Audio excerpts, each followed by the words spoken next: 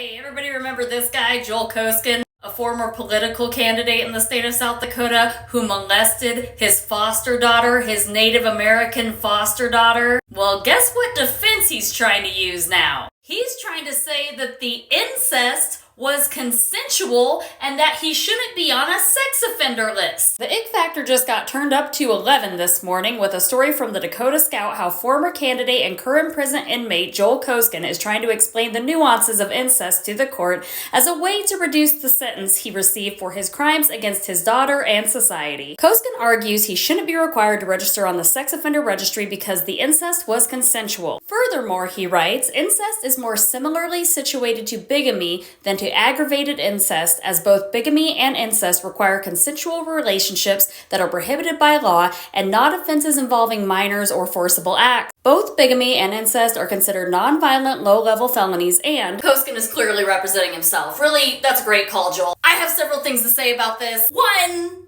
that is your foster daughter. That is not your actual daughter. And I realize what I just said is problematic, but don't worry, I have more to touch on this. Even if that were your actual daughter and not some tribal member's daughter that probably got stolen in infancy by our court systems in South Dakota. Have you heard of the polygamous churches that we had out here in South Dakota? Have you heard of Warren Jeffs? Did you hear what happened to him? Yeah, he got convicted. I don't know that this is the defense that you would want to take with that. Well, but it should be okay because it's consensual. Statutory says that under the age of 18 is not, in fact, consensual. They are not of age to consent. I think that's the whole point of having a statutory law. Otherwise, we just have a bunch of 8-year-olds out here marrying each other, marrying 40-year-olds. I know kids who say they want to marry their moms and their dads. Doesn't mean that they know what that entails. Also, I'm pretty sure we also have bigamy laws out here. I don't understand this defense, Joel Koskan. If you had sexual relations